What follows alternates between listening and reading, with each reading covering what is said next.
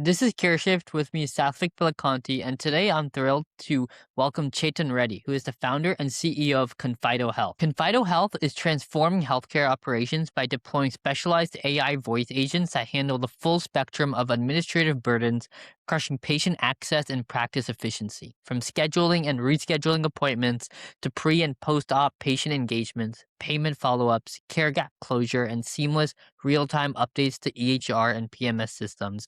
These agents automate end-to-end workflows 24/7, augmenting staff so care teams can focus on what matters most: patients. Confido Health recently closed a $10 million Series A in September of 2025, led by Bloom Ventures, bringing their total funding to $13 million, with strong participation from Together Fund, Schema Ventures, and strategic operators from Innovator and Memora Health, and even their own customers. This episode was truly so fun to do, and I learned so much from Chetan. He brings such a wealth of knowledge, and Chetan and his team are making such an amazing impact in healthcare. It's amazing to have you on today, so thank you for being here today. Thank you so much for having me, Satvik. Yeah, Chetan, you're going right into kind of like the nuts and bolts of, I guess, the massive opportunity kind of right now in AI agents in healthcare. Before the call started, you were talking about this is one of the most perfect times to be building AI agents in healthcare. Can you walk us through pretty much the potential TAM, and maybe there's like a TAM increase or TAM hop, and why, like, in your case, voice AI represents such a big land grab opportunity in healthcare today? Yeah, that's a great question to start this today, Satvik. Obviously, like the honest answer is no one knows the real time. No one knows how much is that expanding. But what I can tell you purely first principles is that there's almost like close to $800 billion that's spent on staffing today, particularly in healthcare. Um, and if you look at traditional healthcare IT spends, they were still like closer to 150, 200 bill. So still like a fraction of what healthcare organizations paid different staff members. So I think if you think of like software, most people would think of like from buyer perspective, hey, we have this budget, we can spend this much. So let's go invest into an EHR or any other software solutions. For the first time, most buyers just don't know how much they can spend. They just know that we need people, but we don't have enough people. So we got to spend on this particular technology, which seems like a software, but it's not because it's actually doing my work. So maybe like a replacement for my staff.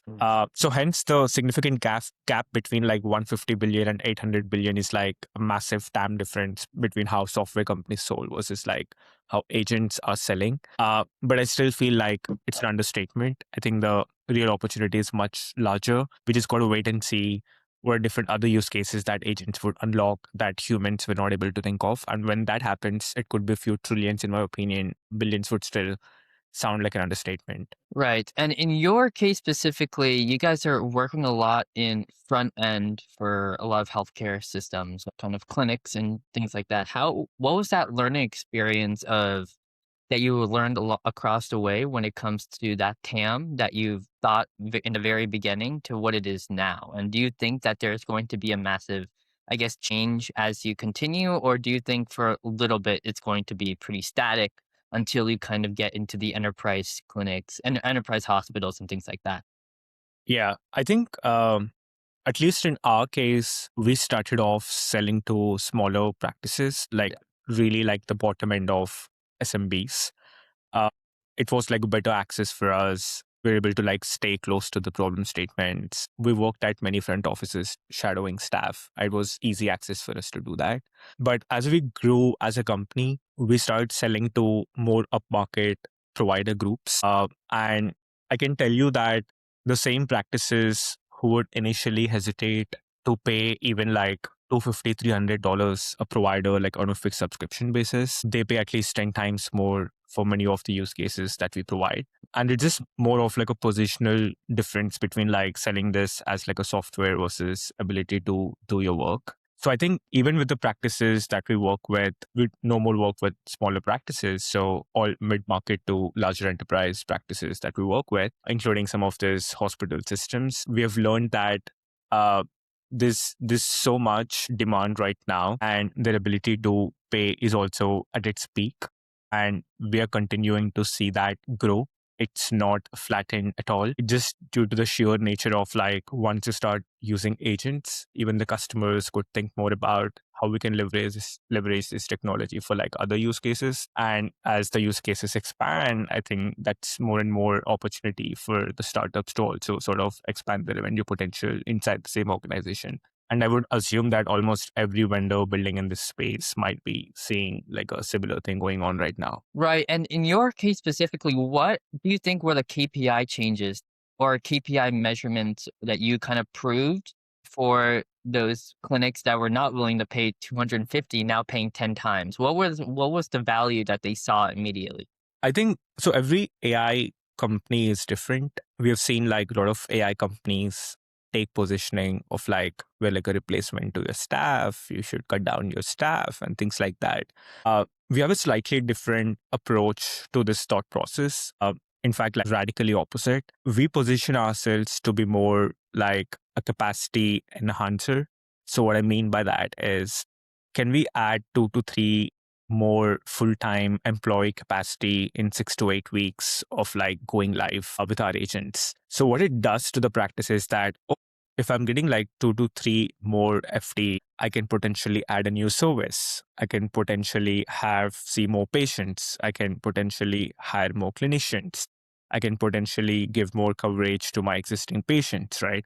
So these are some of this like better sort of higher productivity and more revenue generating use cases that practices are able to like think about. And so it does increase their revenues. It does reduce their costs. It does also make sure that the patients are satisfied engaging with the practice so that they can keep on coming back. So what sounded like a $250, $300 per month per provider proposition suddenly feels like, oh, this vendor could like, this partner could like literally 5x, 10x my scale of operations from whatever I'm doing right now. So I think it's worth every dollar that I spend because the ROI is super clear. It's 50 times, 100 times the spend that I have on this. I think that's the transition that happened quite seamlessly between the traditional software world and what AI companies are doing right now. Right. I think you brought up a good point here because I had Othman Laraki, who's the founder of Color Cancer Therapeutic Company, a while back, and he said like a biggest kind of thing going in now with the abundance of AI agents for healthcare kind of enterprises, hospitals, is that how much revenue are you generating for this clinic or hospital overall? Did you see this kind of play in the same effect where, yes, it's amazing that the providers are seeing more patients or you're saving them revenue in the long run, but how about generating a lot more revenue for them in the longer run as well? Is that something that you've seen as a bigger question that they've been asking as well? Yeah, I think interestingly, at least what we say is that that's not why they would purchase a technology like this, but that's a consequence of everything that agents do at the practice. For Right. example, we work with this 20 provider group in New York City, close to our office. We right now have, in about 5 to 6 months, increased their monthly revenues by roughly 2.5 to 3 times. But did that practice come to us and be like, hey, can you increase my revenues? Like, I don't think that's why they came to us. They came to us because they were dealing with a lot of missed calls. They were dealing with a lot of like patient complaints about no one picking up their phone or being put on hold for like a long time. So the practice administrator just wanted us to give better coverage to patients. Yeah. But as we start doing that and there's more capacity and like more follow-ups and things like that, so like I said, what happened is that they're seeing like 2 to 3 times more revenue on a monthly basis. And that's a great proposition for the practice. So they've expanded like from whatever like the early contract was, or expanded like 3 times the size of the contract, right? I think more of that is going to happen. We're also seeing in other customers as well. It's a consequence of having really smart employees who can do a lot of work and make sure that they do that 24 hours, 7 days a week, but also like not having to deal with a lot of operational hassle or complexities of like hiring a new person, training them and retaining them. So all of that goes away and you still continue to sort of scale your practice. So it's more of a consequence than like their ability to think that I want to improve the revenues with technology. So they just like go to this vendor. And has that changed the receptiveness for these office managers or whoever these execs you're speaking to when it comes to adopting AI into their practices? Like, how has that changed over time? as well, kind of from the beginning of when you guys started to now? Was there any reluctancy with AI overall? And has that changed your selling strategy as well? Yeah, no, I think that's a great question. So, one, I think it's not like it's completely on them to understand the real potential of AI and like make this technology work and things like that. I think the onus is also on a vendor slash partner like us, whose job is to make sure that they understand how this works, what can it do well, what cannot. I mean, what is it that AI can't do well? And so essentially, like, there's a lot of education and change management that goes into getting like a practice see enough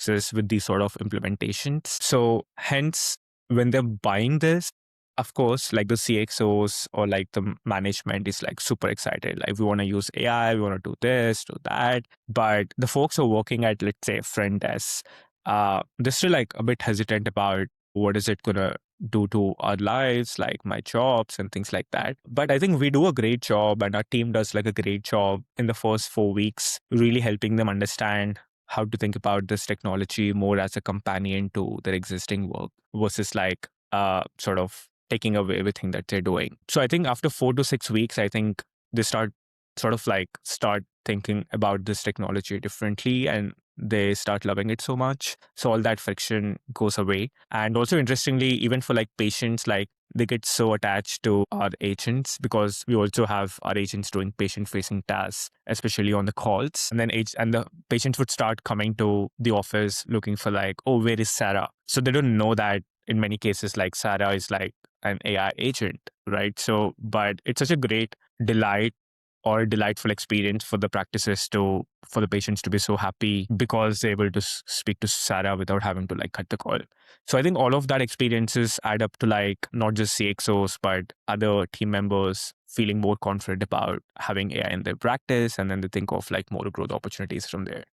You mentioned 4 to 6 weeks as like a potential deployment period for your kind of solution. How has it been overall for these practices to kind of actually adopt your solution and kind of embed it into their workflow? Was there any challenges in that as well, or was it very seamless for them? Yeah, I think so. The reason why uh, there's this whole argument around like what are the areas where foundational labs would be super successful and like what are the areas where they won't. I think that's a debate that's constantly going on between like vertical AI companies versus like big labs. And this question that you asked ties back to this debate as well, because essentially, like, if it was so easy and seamless to set this up and like start showing like so much value in the first 4 to 6 weeks, I think it would have been pretty much self-served by one of these big labs. Right. But the fact that there's so much of plumbing that you have to do to make sure that the system actually works for a practice of that size, I think enough thought process goes towards like change management, process management, project management, their workflows, their SOPs, certain people working at the practices thought process, some of their bad experiences with other IT vendors, some third parties that they work with, everyone from EMR to practice management to some consultants to some IT companies. So there's so many moving parts in this whole equation.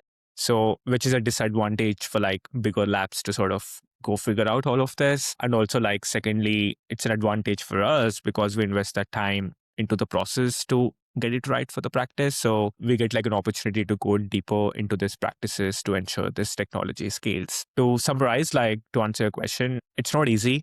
But I think our team has been doing a great job cutting down those timelines from like many weeks to few weeks now, hopefully few days Wow. as we improve the technology more and more. But yeah, I think it's been like a great trend towards making it easy for the practices. It's not because it's getting easy, it's just because we are building a lot of technology to make that easy for ourselves.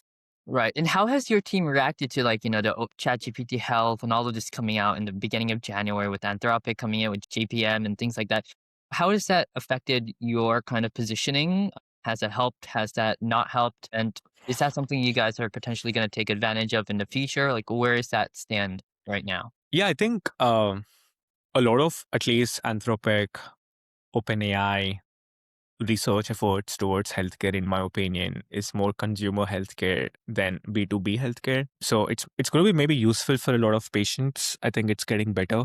So if I'm like a patient, I want like someone to look at my lab reports, or I want someone to help me like understand some symptoms and things like that. I think they're getting better. They're doing like a great job. I don't think the labs are focused enough about, especially like the providers, the segment that we serve, to make sure that their operations get better. So that's not the direction that they're spending their time on. But the fact that the underlying models are getting so much better, like we get benefited a lot in terms of like our ability to invest into technology and the time frames with which we operate. So that's very useful for us. So we're super grateful for them. But I don't think they themselves are investing like a lot of sort of efforts into non-consumer use cases as such. They would rather want application companies to go figure it out so that they make the underlying models better over a period of time. Is there a specific model that you guys sit on top of, or is it very agnostic on the models that you guys work with? Yeah, I think it's very hard for you to like find application companies today who are like super loyal to like Right. one model versus other. Like even look at your personal use and my personal use. Like we went from saying, hey, OpenAI is cool, we use OpenAI for everything. And then we started feeling like, oh, but Gemini has gotten so much better. Like I would like delegate some of my tasks to Gemini. And then now I think everyone's using Claude and no one's remembering any of that, right? So I think it's going to be like this for a while. And I think what we use in our personal lives reflects a lot about how the enterprise or B2B use cases work as well. Hence, I don't think like anyone's building technology being loyal to like one model unless you have like some special partnership and then you want to like stick to it. Like if you don't have one, I think just use everything that makes a patient experiences better. Exactly. And you mentioned a while back that a lot of these clinics are looking for you guys for multiple different things like missed calls that they're dealing with, empty slots, and no shows. Like these are very big problems that they're kind of focusing on, and it's a big problem currently. And I would say definitely. And what does that current crisis, I guess the staffing crisis, you would call it, actually look like? And how big of has the problem been since the beginning and till now? Has it problem increased, or has it just been like, okay, it's decreasing over time? Where does that problem stand? Yeah. No, I think it's getting worse, honestly. Like last week, I was at like an event with many practice managers uh, in Scottsdale, Arizona. And I was also like trying to understand, these are not our customers, just like practice managers in general from like different parts of different specialties and different states. I remember like there was this lady who's like been working at this like large DSO for like 45 years. And I was like literally working in like one office for like 45 years. Like I just like so curious and I just didn't understand like how that works. Between you and me, how long are you going to do podcasts for? Like 5 years, 10 years? Like do you really see yourself like doing this podcast for like 45 years? I think that's just like we can't even think about it. And will I be able to run this company for like 45 years? I mean, I wish, but do you think that's realistic? Like I don't know.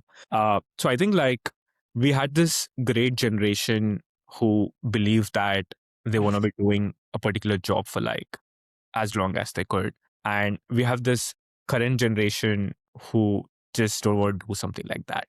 Uh, and also like the fact that you don't want to work too much. You also want to like work at places that pays you better.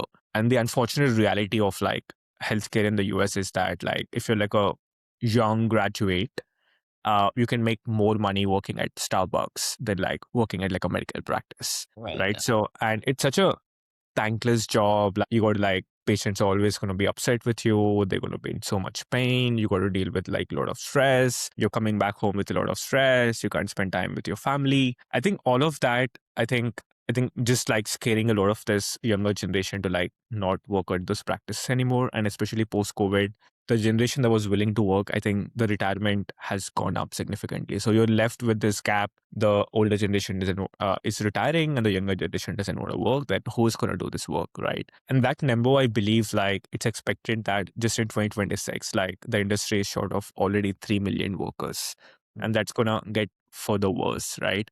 And you can't like suddenly start paying like lots of money for like people to come and work here. I think economics just won't make sense. So I think it's inevitable that you got something like this to actually like do a great job so that you don't feel that pinch and pain as much as you feel today. So that's how we look at it. And medical assistants, for example, they don't make much at all, and they have to stressfully go through a whole day of working so much. I mean, it's crazy, and they barely get enough work. They go home at 6, 7 p.m. after they're scribing. They have to do the post notes for everything, and then get ready for tomorrow, the next day. So it gets so challenging. They barely make much, and that makes complete sense. At where there definitely needs to be change in that aspect. Do you think that, that this problem is going to just increase as we kind of see a more of a shift towards, I guess, people using your tool? Like when people use your tool, do you think it's going to be dramatically decreasing this problem immediately, or is it kind of taking time? Like what has that, early statistics kind of shown so far? No, I think it's been like I fundamentally believe that healthcare is probably like the number one industry when it comes to the real impact of AI. So I'm not saying that AI is not good for like coding, software engineering, and other things like that. It's great. Like it's like it, I mean, a lot of our code is written by AI as well. But I also feel like if the like industries where there's like a lot more sort of human capital issues. I mean, when did you like hear like a company complain about, "Hey, we don't have enough software engineers, we need AI," right? Like that's something that you never hear, right? But you hear more often about like, "Hey, we don't have enough people to work in healthcare. Like, can you do something about it?" In early days, like a lot of potential prospects that we spoke to, they would just ask us this, "Can you be a recruitment company? Can you find people for me?" Because they just could not believe that a technology like this could like solve this issue. So I think we just feel like, so I think the fact that healthcare is such an important sort of consumer of this technology solving like real impact, we're starting to see that very quickly in our customers as well. So a lot of the prospects and the customers that we work with today, uh, and like I remember, like the top 2, 3 customers that we have right now in terms of the account sizes and stuff, they almost see like I said, 4 to 6 weeks after going live, they just feel like they have like 2 to 3 newer employees at the organization to do more work. And for the existing staff, that's roughly like 2 to 3 hours saved every single day. And all of this happens in like I said, like maybe like 6 to 8 weeks at most. Right. So I think that, and then you're suddenly left with like hundreds of hours every month, or maybe thousands of hours, depending on the size of your organization. And all of this is like now free time for your existing staff. Then what we do is we then try to figure out, like, we create this new job description for this employees at the organization, trying to feel like, oh, can you help me? I mean, can you help the agents navigate through some of the situations? Right. So the time spent on their screens is now going away from that to like time spent with agents and getting agents to do 2x, 3x, 4x more work, so that they become like more agent orchestrators than like 2 different siloed systems. So I think, yeah, saving like hundreds of thousands of hours every week for the current staff and adding more FTE capacity has been like 2 great signals that happen in the shortest amount of time, and which I believe that is like a great impact for AI to have in like a particular industry that's struggling with staffing crisis right now. And now, particularly, you guys have currently 3 agents. And is there any other problems right now that are specifically meant for more agents to come in, whether that be in front end or kind of going into more, into the back end, or actually during the actual clinical exposure? What are your thoughts on making that kind of spread more?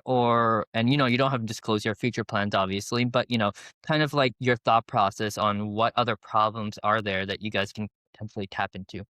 Yeah, I think like almost every agentic AI platform wants to go as broad as they can. It would be very hard for you to like find like a very like 2 or 3 workflow focused like agentic AI company. It's just because how the technology works and your ability to like expand very quickly across different prompt statements, and also like providers expectation of like not wanting to work with point solutions but work with platforms. I think both of those reasons make it obvious that every agentic AI company would go as broad as they can. But the challenge here is that how soon? Because if you're not doing a good job with some of the early workflows that you have deployed, you would not have an opportunity to scale as fast.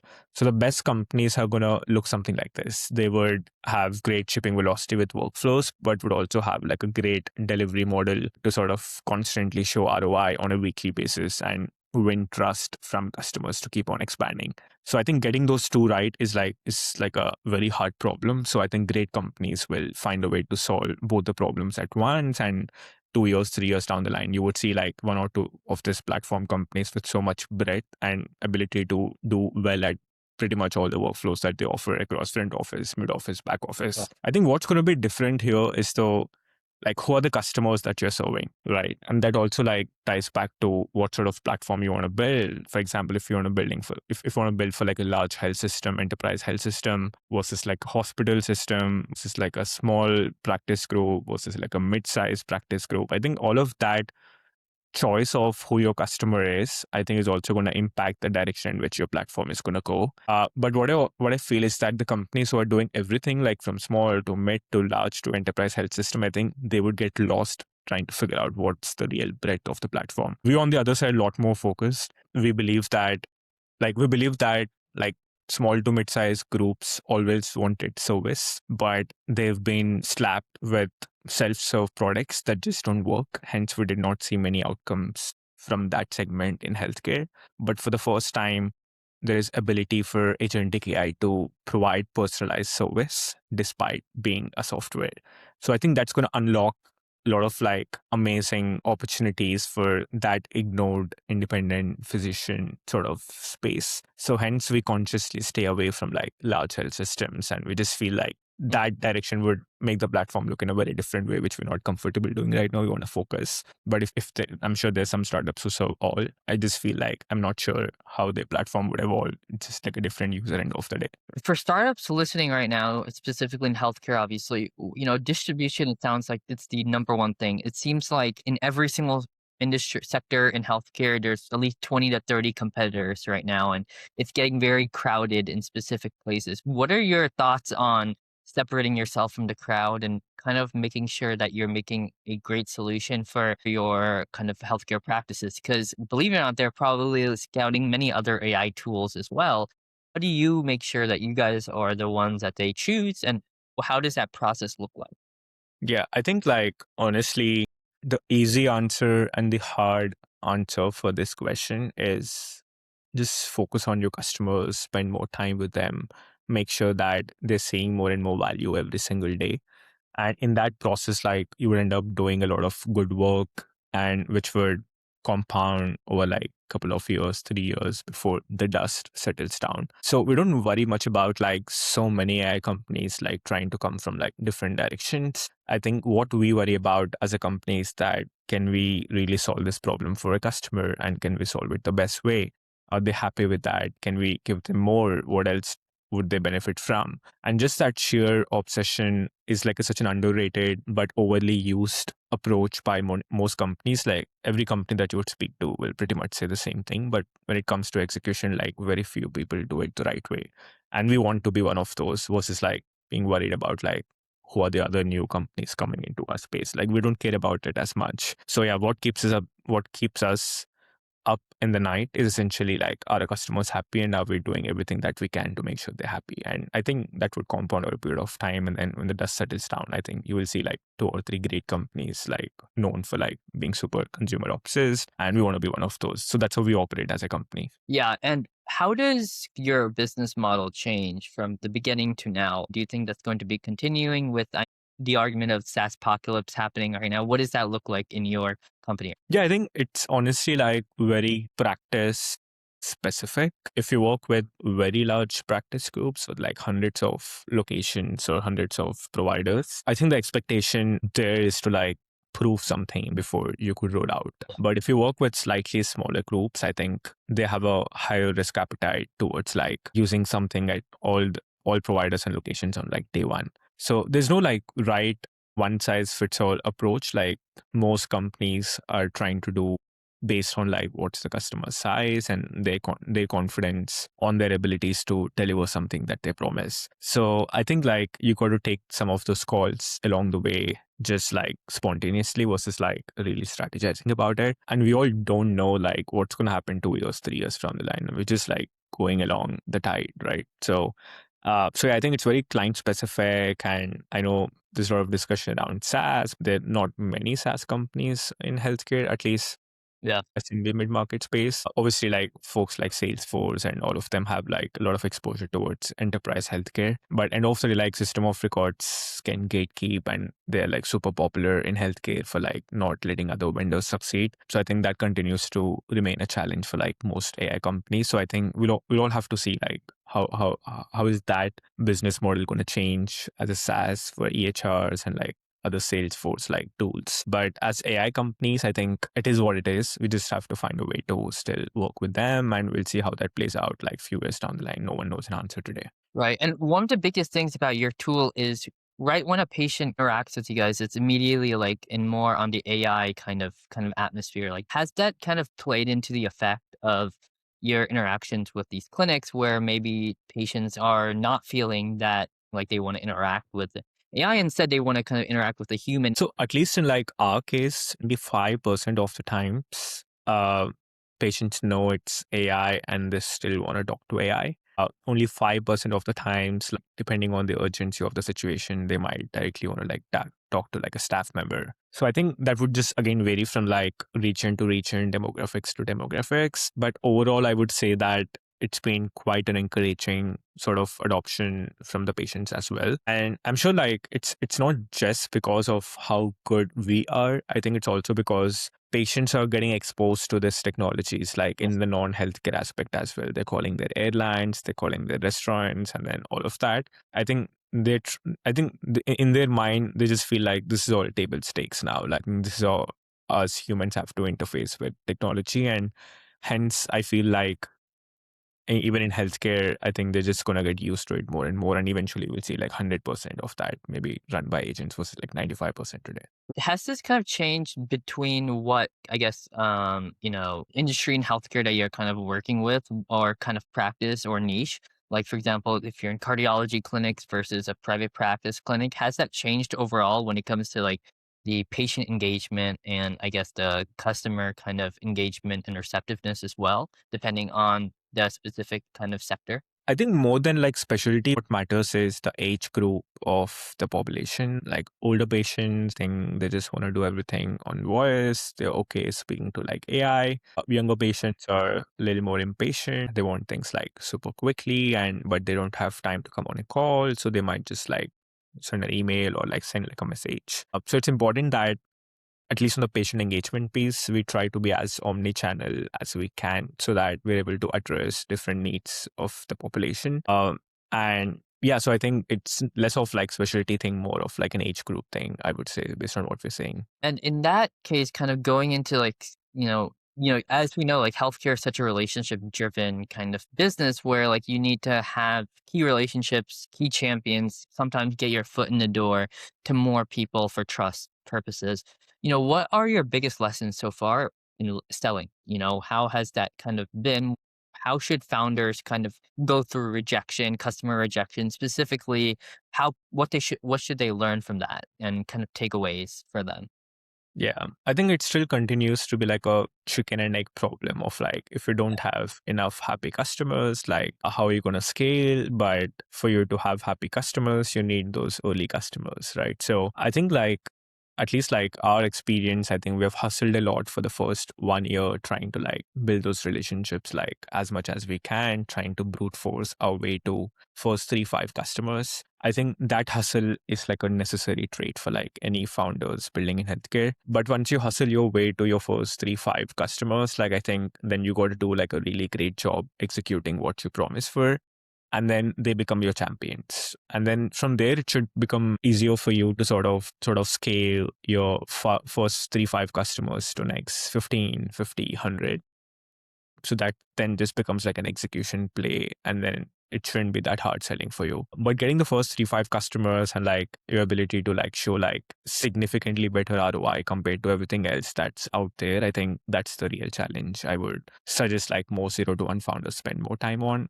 After that, it should relatively become easier for everyone building in the space. How did you get those 1 to 3 customers? Did you have to cold call, hustle through going in person? I guess this is where distribution can kind of matter the most, whether that be like social media or like, actually going into the clinic and speaking to an office manager, shadowing them. What was your process of getting those first 1 to 3 Yeah, practices? I think all of that, everything that you said, like you walk into shows, you cold call people, you reach out everywhere on the internet, find where they hang out, just go there, spend some time. I don't think like you could focus on 1 or 2 things and like still make that happen. I think you have to do everything that's out there and see like what works, because every product is different, the buyer persona is different. So it's very hard to like be like, I'll just do this one thing and then it would lead to an outcome. I think it's better to like do everything that you can, because when it starts working, like you'll also get like a better sense of like which one scales better and like what are like pros and cons of each of that channel. And then you can have like better judgment as you scale that channel to next 5, 10 customers. So yeah, do everything and see like what works and just like double down on that. Yeah, and do you still do the kind of cold call hustle that way, or is it pure network effect now, where you kind of get the trust of other clinics and things like that? How has that been so far? Yeah, I think a bit of network effects do come into play, but is that everything that you don't have to do anything? Like, I don't think so. I think that still contributes to your growth, but it's not the only factor. You still got to like do everything that you did in the early few days to actually like make it work. So I think that's how I would advise like any founders building in this space. Right. And what are the specific metrics that, you guys focus on now versus in the beginning that you kind of shifted your mind on the most so far?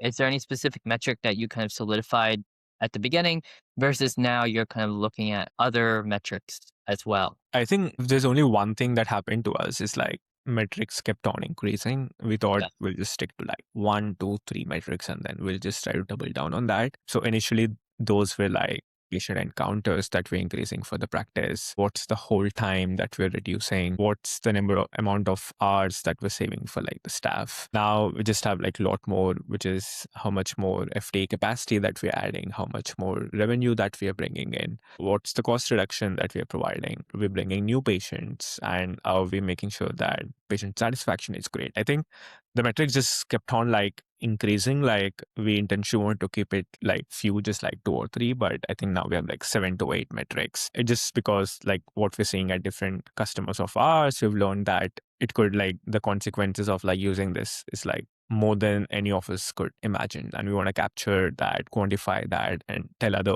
practices also as to what they can expect from the solution. How did doing, I guess, more on founder led sales kind of translate to what it is now, where it's maybe more on the product led?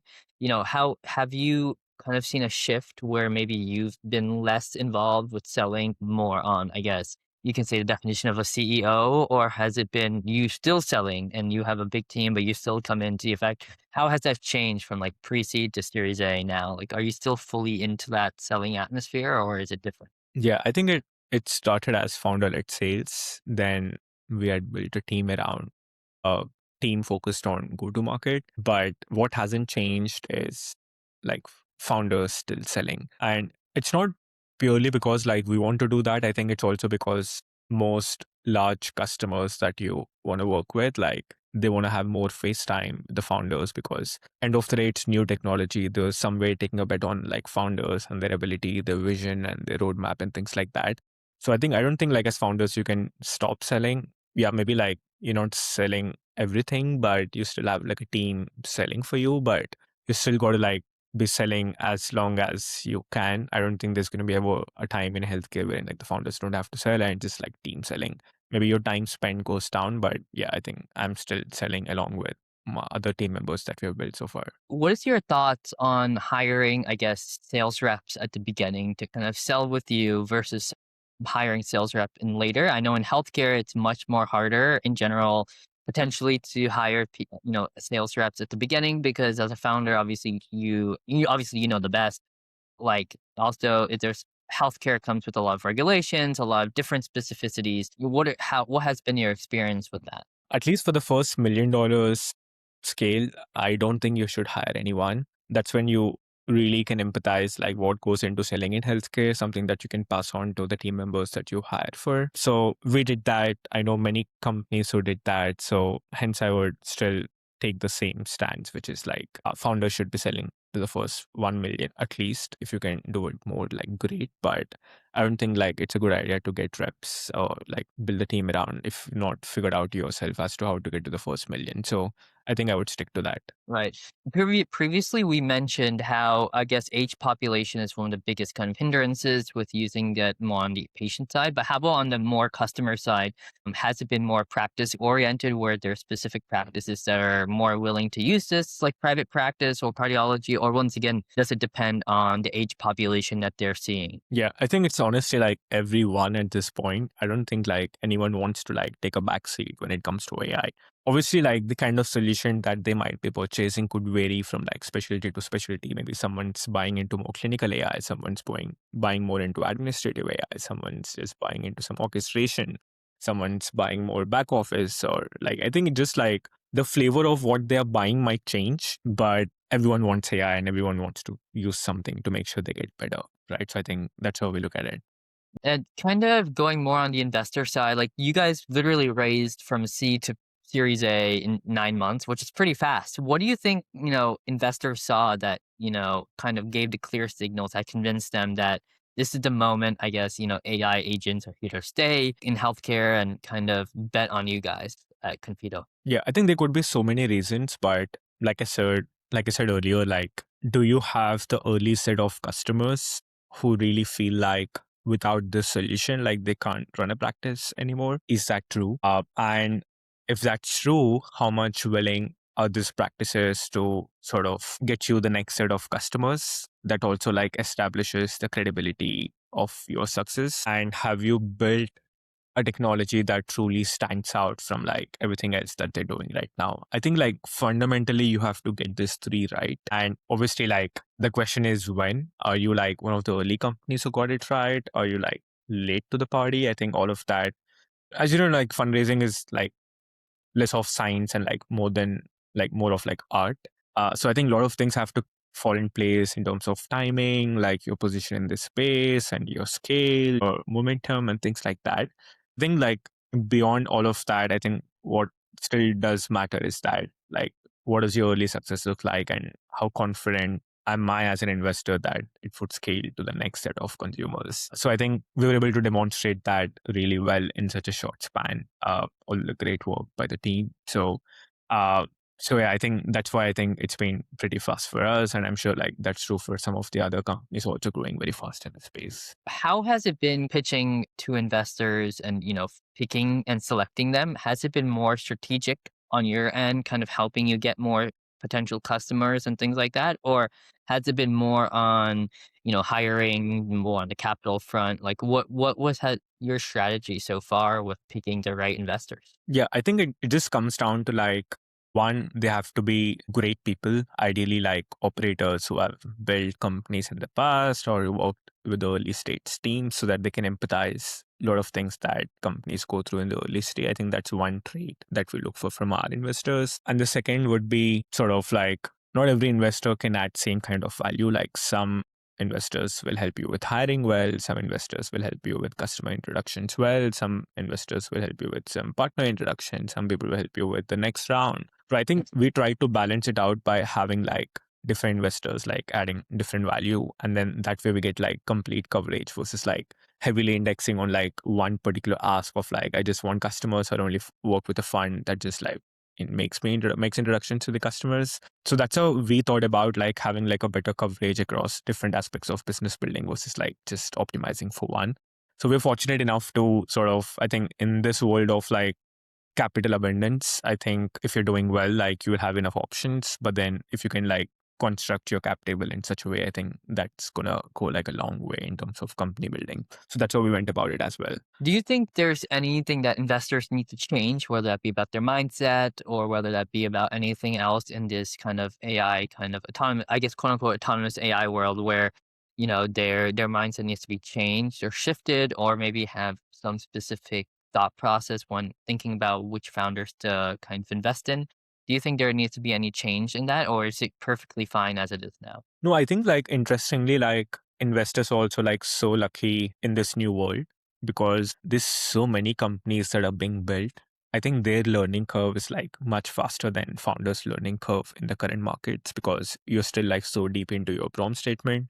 They have more breadth of like what's happening in each of these verticals, what's happening to this company, that company, and they just are able to like learn much faster and be smarter than founders in like many cases. So I think they're lucky like that in this like fast pace moving world. So hence I feel like I don't think I believe that like they gotta change something about how they're doing. I think in fact I would say they're just fortunate to sort of absorb like so much that's going on in the world and advise their portfolio to be doing the right thing. So a lot of respect to them for that. Going to your team specifically, have you always been someone that is, good at delegation, or have you always been somebody, that kind of wants to have a second eye on everything going on, maybe be in the specific sales call or be in the specific technical call? Like, Yeah, great question. I think every companies are built differently. yeah, At least in our case, we believe that we want to hire like much smarter people than who the founders are and trust them to do like a great job. So that's been our philosophy versus like just like hiring so many people, like putting them on like different training program and like get them to do like very specific tasks. Like think that's not how we operate. And in the world of AI, like you could empower yourself as an employee with like so many other tools that would help you get 10x better. So I think like the way that we think about team building is that hire like super like generalists with like lots of experience and then empower them with all the tools that you can. And ideally folks are like much more smarter than like who the founders are. I think that's how we think about sort of team building, at least at Confido Health. and for your team specifically, what have they been shifting more on in the AI tools? Has it been on Claude Code more than Cursor? Like, how has that changed?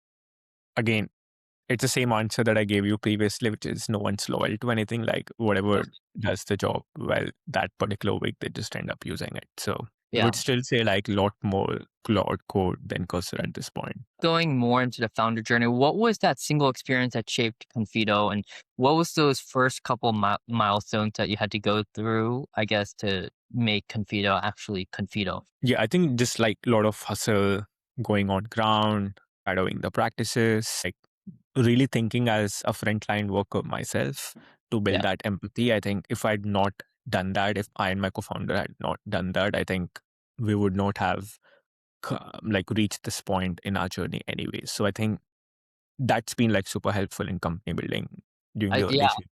So grateful that we did that. I was going to say, like, one big virtue trait for in healthcare is having patience. The ability to have patience is such a big thing because when you're shadowing, the number one thing that you want to do is kind of go into sales mode if you already have the exact problem. But taking your time with the customer, actually learning about their day to day lives and things like that can actually be super helpful, kind of in the longer run when you actually want to say, hey. We actually built this tool XYZ, and then kind of go into that as well. And kind of heading that, what were those hardest rejections you had to face at the beginning of Confido? I'm assuming it was mostly customers kind of not really believing in the product, but what were those rejections and how did it kind of shape you? No, I think everyone rejected. I don't think like there was anyone who did not reject us for like anything. The customers rejected, the partners rejected, the investors rejected, the team members rejected. I think it was like really hard. And this was still like early AI wave. So most people didn't know much about like what's going to happen to the world. But yeah, I think everyone rejected. And if people are not rejecting, like there's something wrong. And that's also like a true test to the founders that how can you like navigate those rejections to build something that's useful. And that's where like you make your life like half easier going from like 0 to 1. So yeah, everyone rejected. I don't think like this one specific group was not rejected, including your families. No, that's so true. 100%. Now, I know you're a second time founder. Has there been any lessons that you learned from your first company that you take away to Confido that you wish you knew sooner? Yeah, I mean, obviously like there've been like insane and infinite learnings that we had gotten, and it's been the same co-founder, so we almost share like same kind of learnings. But I think if I have to just mention like one thing, like I don't think founders build companies. I think teams build companies. So I think just getting the right talent who believe in your mission and they understand like how you're thinking about building the venture and like being able to like work with you towards it. I think that's like the most important thing for like any company to be successful. That's probably at the top in terms of like everything that we've learned so far. For founders kind of raising in a more of a noisy category, whether that be for fundraising and things like that, what is your thought process in navigating? How do you suggest founders to find that place to kind of, say this is what we're different at in this very big noisy market? I mean, it's very difficult. I mean, now, I mean, we all have different problems, but we seem to kind of think that there's a lot of other companies maybe doing very, very similar things. Like, how can we find that true moat? Is that just speaking to customers and getting that answer from them? I would still encourage founders like to have some domain expertise before they start so that they can also understand like what are the spaces that are crowded versus not and spend time in the spaces where it's not crowded and you still feel like it's a large problem. And the fact that you have domain expertise, you could convince like the early customers to like work with you, and then building technology has become cheaper and faster anyways. So there's no more restriction around like a solo founder, like starting a company, testing it out, then figuring out like if they want to scale, like hire more team members, raise money and all of that. So be lean, be a domain expert, start at a space where you believe no one's operating right now, but you still feel it's large enough. If you have that insight, I think just jump in, but don't do it because, oh, there's so many companies, seems like this is easy. I want to become a founder. So let me just like do the other thing that other people are doing. So I think that's, if you're one of those, like don't start, like just wait out, like then probably like it's like the bad time to be doing something like that. Final question I promised before the the quick fire is, how does Confido look like in 2 to 3 years from now? I know that's a short window, but what is your projection of how Confido might kind of transform? Honestly, I would be lying if I tell you that I know an answer to it. I think we're just like doing what needs to be done for our customers. I think we believe that they're going to take us to a direction that's going to be useful for the industry in general. So we're keeping like an open mind right now versus like really like wanting to become something ourselves. Yeah. Okay. Quick rapid fire. Are you ready?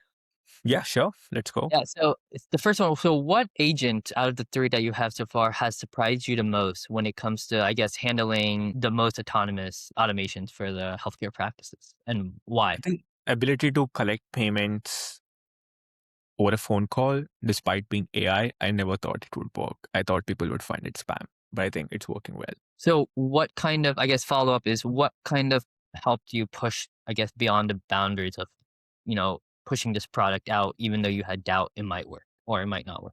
Yeah, I think the customer believed that it would work. We Okay. believed it would not work. And we said, okay, let's get patients to answer that for us. And patients said yes. And then we're like, let's go. Right. Second one, what is the single biggest objection you still hear from practices before they go live with Confido? And how do you guys kind of challenge that rejection in the first month of deployment or of the pilot? Yeah, I think ability to integrate. And number two, if they've had bad experiences, like how we're going to make sure that it's not a bad experience. And number three, like, will my patients be okay having an experience like this? And if you could change anything at Confido right now with a magic wand, what would it be? Good question.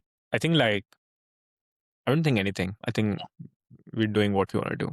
If you could wave a wand again, I guess, and automate anything kind of more painful in any workflows that you're seeing in the practices for care teams, what would that be? I think some of the diagnostic tasks as well, which we don't touch today, I believe like there's a lot of opportunity and scope to be doing that as a company. Yeah. Finally, how has kind of building a startup affected your family life, and how have you changed that in your personal life and things like that? And how do you advise founders that are going through those tough times now to kind of, work on their personal lives as well? I think just be honest to yourself and your family that there's nothing called work-life balance if you're like a founder yourself. And just don't make false promises that it's gonna get better or it's gonna get easier, like it's only gonna get tougher. So just be honest to yourself and your family that this is how it is and this is gonna be the next few years of your life, and get them to like prepare for that. I think that's a way to go about it. Right. I mean, you emailed me the other day at like 4 a.m. I was like, oh my goodness, he's working so hard. But dude, it's amazing to have you on the show, and I enjoyed this so much. It was a pure joy to have you. And so I truly appreciate it. Thank you again for being on Yeah. here. Thank you so much for having me, Satvik. Thanks for asking amazing questions. Like, really enjoyed answering all of them. I'm sure, like, even my team is going to learn so much from this podcast today. Thanks so much again.